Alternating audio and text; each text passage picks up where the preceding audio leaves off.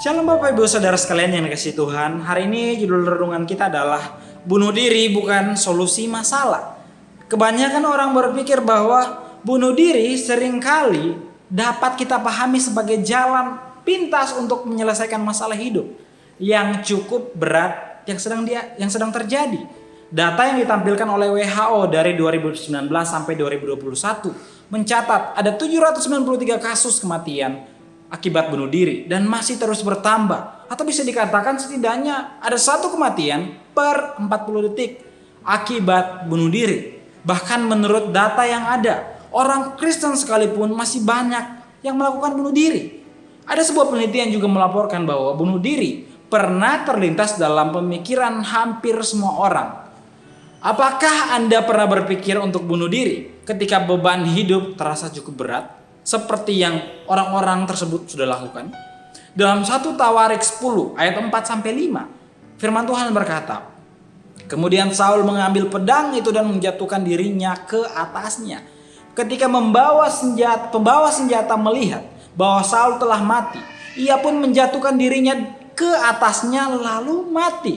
Nah, kalau kita mau mencoba memahami, Saul sebenarnya adalah orang pilihan Tuhan yang juga sudah melakukan pelayanan yang luar biasa untuk umat Tuhan.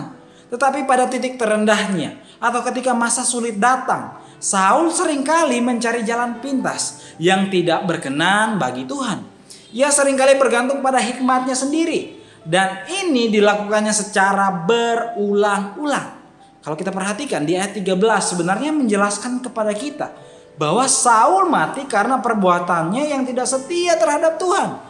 Dan juga karena ia meminta petunjuk dari arwah dan tidak meminta petunjuk daripada Tuhan. Sangat ironis. Bahkan di akhir hidupnya, bunuh diri menjadi satu-satunya pilihan yang ia ambil daripada memohon pertolongan kepada Tuhan. Jika demikian, apa yang bisa kita pelajari dari kisah Saul? Iya, sudah pasti bunuh diri bukan solusi atas setiap pergumulan dan masalah hidup kita. Tindakan ini bukan hanya tidak berkenan bagi Tuhan, tetapi sebenarnya bertentangan dengan prinsip kebahagiaan, yaitu kebahagiaan tertinggi akan kita dapatkan ketika kita bertahan dan menyelesaikan masalah hidup kita dengan cara yang benar. Selain tidak menyelesaikan masalah hidup kita, bunuh diri hanya akan melukai orang-orang terdekat dan mempersulit hidup orang-orang yang kita cintai, baik itu keluarga kita, pasangan kita, atau siapapun yang ada di dekat kita. Jika saat ini di antara kita ada yang sedang berbeban berat, lelah dengan besarnya masalah hidup, dan berpikir bahwa mungkin bunuh diri akan menyelesaikan masalah yang ada, itu tidak pernah dibenarkan oleh iman kita. Sebaliknya, terimalah undangan untuk datang kepada Tuhan, sebab ia berkata, marilah kepadaku semua yang letih lesu dan berbeban berat, aku akan memberikan kelegaan kepadamu. Pelajaran penting untuk kita hari ini. Kristus tidak menjanjikan ketiadaan masalah dalam hidup kita, tetapi ia menjanjikan penyertaan yang memberi kelegaan atas semua masalah hidup kita.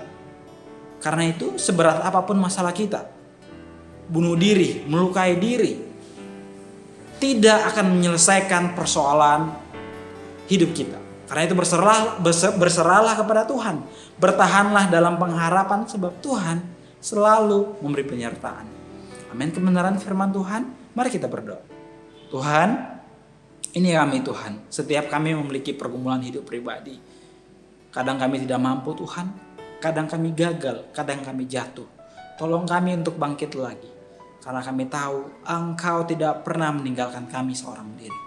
Dalam nama Yesus, sumber pengharapan kami yang hidup. Haleluya.